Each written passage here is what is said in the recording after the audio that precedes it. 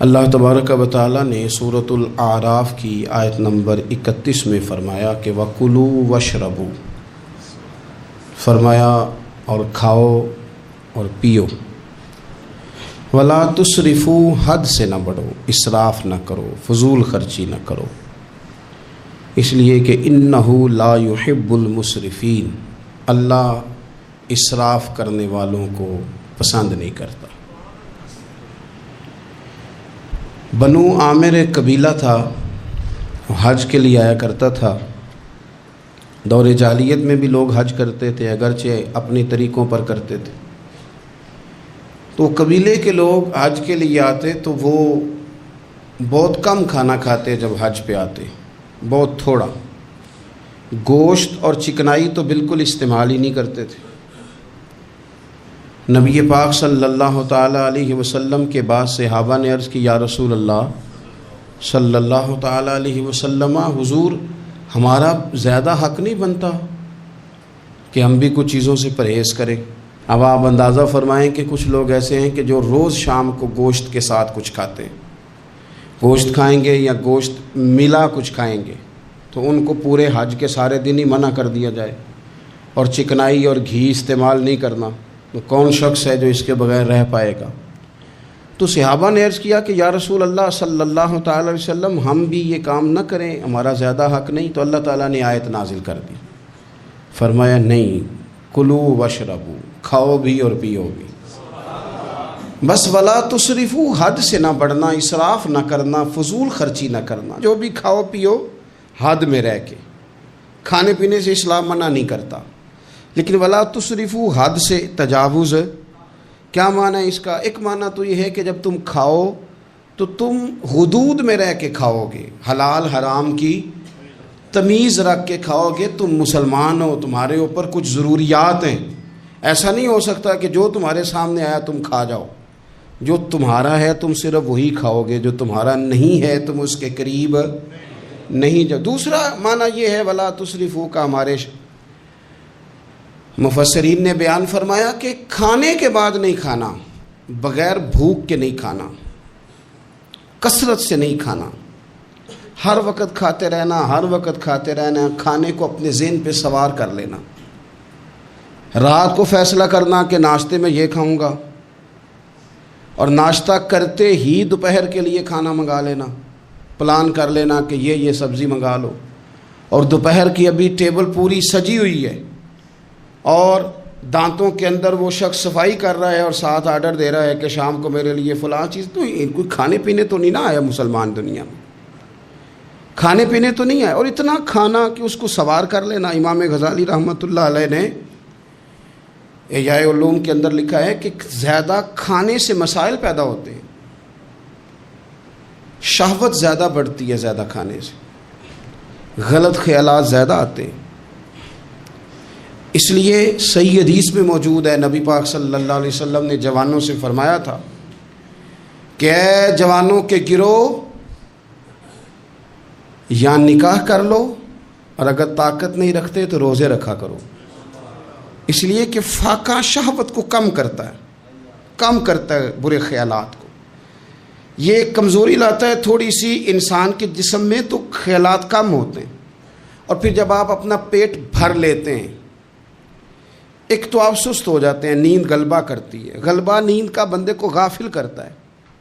کیسے میں بتاؤں یہ بات، کیسے بتاؤں کہ بہت سارے پکے نمازی بھی فجر نہیں پڑھتے، سوائے اس کے کہ کھا بہت لیا ہے، اور وہ نیند کے غلبے نے صبح اٹھنے نہیں دیا۔ غفلت پیدا ہوتی ہے، شہوت پیدا ہوتی ہے، اور جب آپ کا ذوق بن جاتا ہے زیادہ کھانے کا، پھر آپ کی ذہن کی مشقت بڑھ جاتی ہے، آپ پھر زیادہ کوشش کرتے ہیں، سکون زندگی میں ختم ہو جاتا ہے، پھر یہ بھی کمانا ہے، وہ بھی کمانا ہے، یہ بھی کرنا ہے، خواہشات بڑھتی ہیں، آپ کا معاملہ آگے کی طرف نکل جاتا ہے۔ کوشش کریں زندگی کے اندر آپ اعتدال کے ساتھ، یعنی اسلام کھانے سے تھوڑی منع کر رہا ہے، کھانے سے منع نہیں کیا جا رہا آپ کو حد سے بڑھنے سے، اعتدال میں رہ کے آپ یہ کام کریں، اعتدال میں رہ کے آپ کچھ چیزوں سے بچیں، معتدل رکھیں اپنے آپ کو۔ عزیز دوست، اعتدال ویسے بھی زندگی میں وہ بندہ تنگ نہیں ہوتا جو اعتدال کے ساتھ چلتا ہے. جو درمیانی چال چلے وہ پریشان ہے. بہت زیادہ کھانا کھانے کا رواج آ گیا ہے. اور پھر یہ کہ کچھ چیزیں بطور فیشن کے بھی، یعنی لوگ کہتے ہیں برگر کا اور پیزے کا رواج بہت زیادہ ہے. میرا ذاتی اس میں رائے یہ ہے کہ بہت سارے لوگ ہیں جو پیزے برگر کو آج بھی پسند نہیں کرتے، لیکن مصیبت یہ ہے کہ یہ کھانا فیشن ہے. یہ نہیں کھائیں گے تو لوگ ہمیں امیر کیسے کہیں گے، نہیں کھائیں گے تو لوگ پڑھا لکھا کیسے کہیں گے، جدید دنیا کا بندہ کیسے مانیں گے اگر نہیں کھائیں گے تو. نہ کریں ایسا، سادی غذا کھائیں اور بہت زیادہ کھانا کھانے سے اپنے آپ کو بچائیں. نبی پاک صلی اللہ تعالی علیہ وسلم خزانوں کے مالک ہیں، خزانوں کے، لیکن حضور نے نا فقر اختیار کیا، تھوڑا کھایا. یہ حدیث کبھی دل کی تختی پہ لکھ لیں تو کام آئے گی. یعنی کون سا ایسا گھر ہے جس میں شام کو روٹی نہ پکے تو قیامت نہ کھڑی ہو؟ عورتیں احتجاج نہ کر دیں، بلکہ روٹی نہ پکنا تو دور کی بات ہے، بچوں کی مرضی کی نہ پکی ہو تو وہ چیزیں توڑتے ہیں. لیکن قربان جائیں، ادھر دیکھو نا، کچھ ہمارے اوپر ہمارے دین کی بھی تو ذمہ داریاں ہیں نا. ہم نبی پاک سے محبت کرنے والے ہیں، کچھ سرور کائنات کی غلامی کے بھی تو قرض ہیں نا ہمارے ذمہ. میرے نبی پاک صلی اللہ علیہ وسلم کی پیاری زوجہ ام المومنین عائشہ صدیقہ رضی اللہ تعالیٰ عنہ فرماتی ہیں، مدینہ شریف آنے سے لے کر حضور کے وصال ظاہری تک کبھی ایسا نہیں ہوا کہ ہم نے 3 دن تک مسلسل پیٹ بھر کے گندم کی روٹی کھائی ہو. 10 سالوں میں کبھی ایسا. یہ بھی تو دین ہے نا، یہ بھی تو بھائی دین ہے کہ صرف نعرے لگانا ہی دین ہے، کہ صرف یہ کہنا ہی دین ہے کہ جناب میٹھا کھا لو کھانے کے درمیان سنت ہے، مسواک کر لو سنت ہے. یہ بھی تو سنت ہے کہ مسلسل 3 دن تک حضور نے پیٹ بھر کے کھانا نہیں کھایا. کوئی مجبور ہے اس کے لیے؟ حضور مجبور ہے نبی پاک صلی اللہ علیہ وسلم اس کے لیے؟ یہ حضور کی چاہت ہے. تھوڑا کھانا کھایا جائے، کم پہ گزارا کیا جائے اور سادہ غذا کو استعمال کیا جائے. کوئی کام نہیں کر پاتے ہمارے بچے، روٹی کھاتے ہیں مرضی کی، ثقیل غذا کھاتے ہیں جو ہضم مشکل سے ہوتے، اور پھر کھاتے ہی فوراً موبائل لے کے وہ لیٹ جاتے ہیں.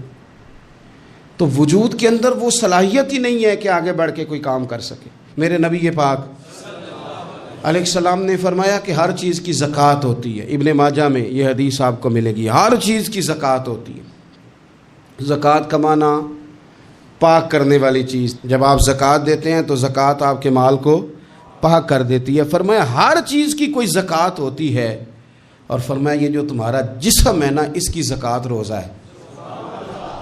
روزہ اس کی زکوٰۃ ہے. گویا جب تم روزہ رکھتے ہو، حدیث ہمیں بتاتی ہے کہ پھر ہم اپنے آپ کو پاک کر لیتے ہیں.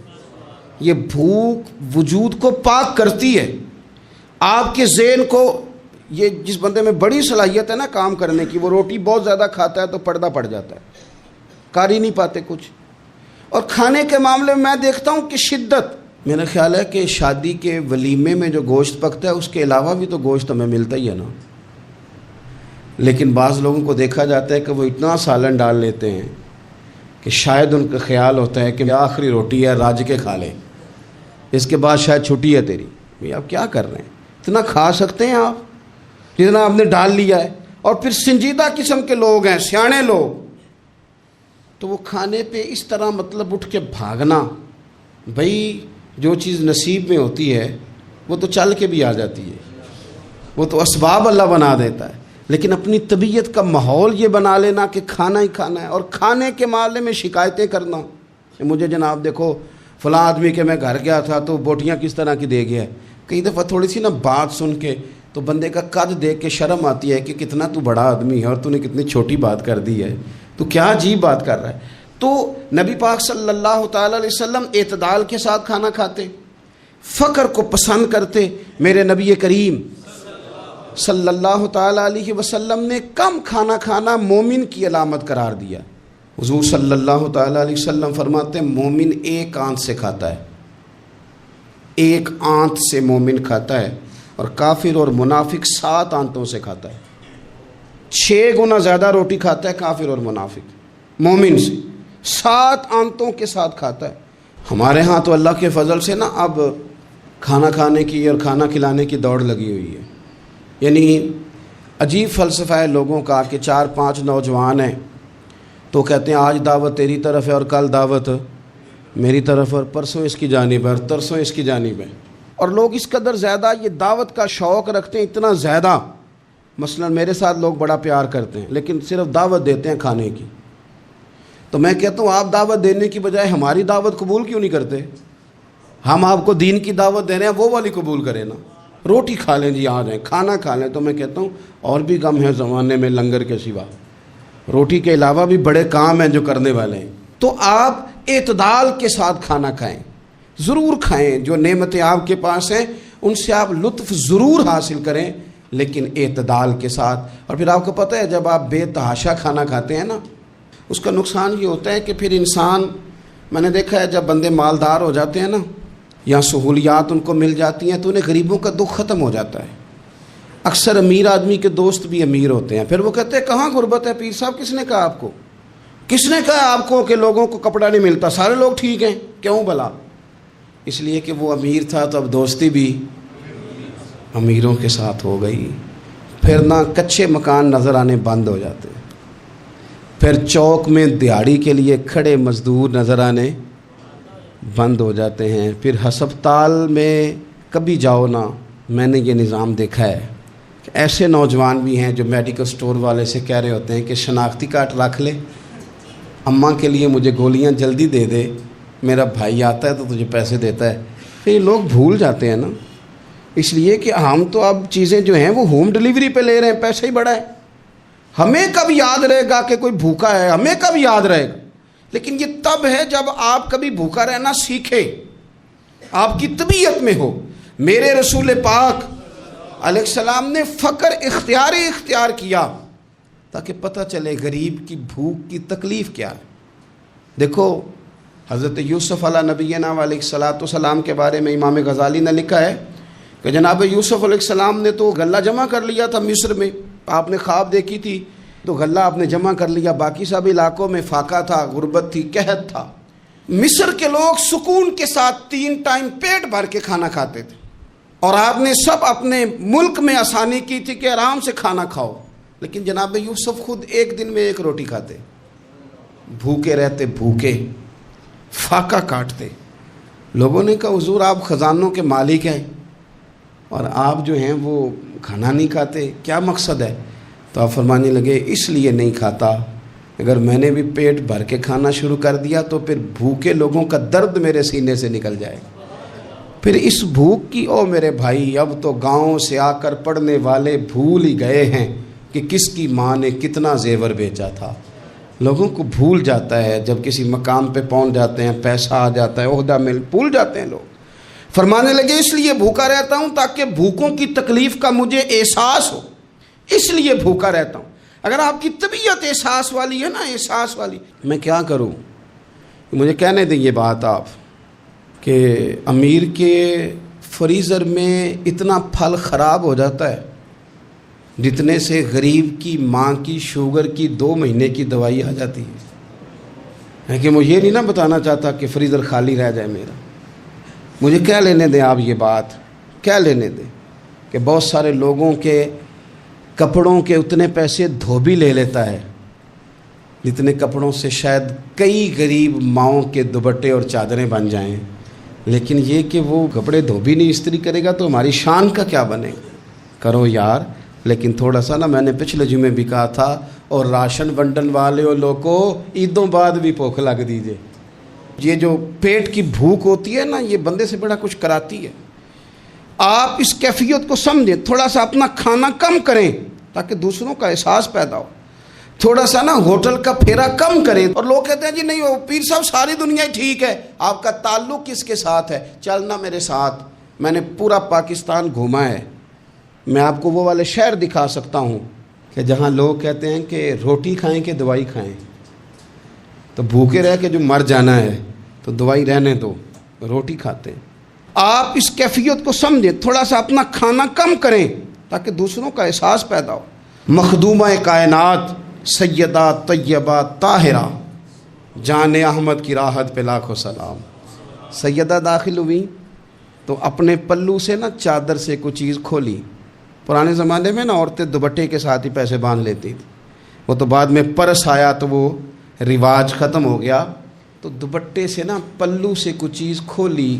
پیسے باندھتے تھے لوگ, زیور باندھتے تھے, قیمتی چیزیں. لیکن عزت والے رسول کی بیٹی نے وہ جب اپنا پلو کھولا تو روٹی کا ٹکڑا نکلا. پوری روٹی نہیں تھی, آدھی تھی یا اس سے کچھ زیادہ تھی, ایک حصہ روٹی کا نکلا. تو نبی کریم صلی اللہ تعالیٰ علیہ وسلم کی بارگاہ میں روٹی پیش کر کے عرض کرنے لگی, یا رسول اللہ کئی دنوں کے بعد علی تھوڑی سی گندم لائے تھے, پیسی ہے تو ایک کی روٹی پکی ہے, 2-3 لقمے میں نے کھا لیے تھے تو مجھے آپ کا خیال آیا, تو حضور میں یہ روٹی لے کے آئی ہوں.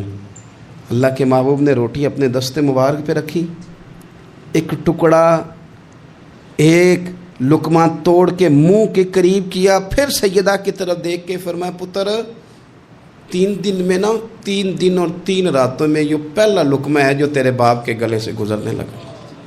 یہ 2 جہاں کے شاہ ہیں, یہ پاس کچھ رکھتے نہیں, 2 جہاں کی نعمتیں ہیں ان کے خالی ہاتھ میں. حضرت عائشہ صدیقہ رضی اللہ تعالیٰ عنہ فرماتی ہیں, حضور اتنا فاقہ کرتے تھے کہ پیٹ مبارک پیچھے کمر سے جا لگتا تو میں نا ہمدردی کے ساتھ پیار سے پیٹ پہ ہاتھ پھیرتی, او غریبو نہ رویا کرو نا یار, اگر کبھی فاقہ کاٹنا پڑ جائے بڑے خوش بخت ہو, تم وہ کام کرتے ہو جو حسنین کی اماں کرتی تھی, تم وہ کام کرتے ہو جو رب کے لاڈلے محبوب کرتے تھے, تم وہ لوگ ہو. حضور امیروں کو بھی بڑا کرم فرماتے تھے, مالداروں پہ بھی شفقت کرتے تھے, پر کبھی سنا ہے کسی نے کہا ہو امیر نواز رسول؟ جب بھی سنو گے یہی جملہ ملے گا, غریب نواز رسول, غریب نواز رسول. تو پھر تمہاری غریبی بڑی شان والی نہیں جس پر کرم نوازیاں مدینے والے حبیب فرماتے؟ پھر یہ فاقے بڑے محبوب نہیں؟ پھر یہ تھوڑا سا غریبی میں وقت گزارنا یہ بڑی عظمت والا نہیں؟ میرے عزیز, اگر زندگی کے اندر تھوڑی توجہ ہو جائے, تھوڑا سا خیال ہو جائے, تو بہت ساری ہماری جو دقتیں ہیں زندگی میں, جو آزمائشیں ہیں وہ ختم ہو جائیں. بچوں کو بھی تھوڑی عادت بنائیں. میں آپ کو بتاؤں, خواہشات اگر بچوں کی محدود ہو جائے نا تو باپ کی محنت بھی تھوڑی کم ہو جائے. ہمارے نا خواہشات کی وسعت نے ہمارے والدین کو تھکا دیا ہے. ہماری خواہشات کی وسعت نے باپ کو اوور ٹائم لگانے پہ مجبور کیا ہے. ہماری خواہشات کی وسعت نے, کئی باپ ہیں جن کا اب دل کرتا ہے کہ پردیس سے واپس آ جاؤں, جن کا دل کرتا ہے کہ اب پتہ نہیں ہے زندگی کا تو میں لوٹ آؤں. کاش بیٹے اپنی خواہشات کم کر دیں, کاش بچے اپنی خواہشات تھوڑی محدود کریں, تھوڑے پہ گزارا سیکھیں, تاکہ ہمارے بہت سارے پردیس میں رہنے والے لوٹ آئیں دیش میں, اپنوں کے ساتھ آ کے وہ رہیں, وہ اپنوں کے جنازے پڑھے, وہ اپنوں کی فاتحہ میں شریک ہوں, وہ اپنوں کے دکھ سکھ دیکھیں.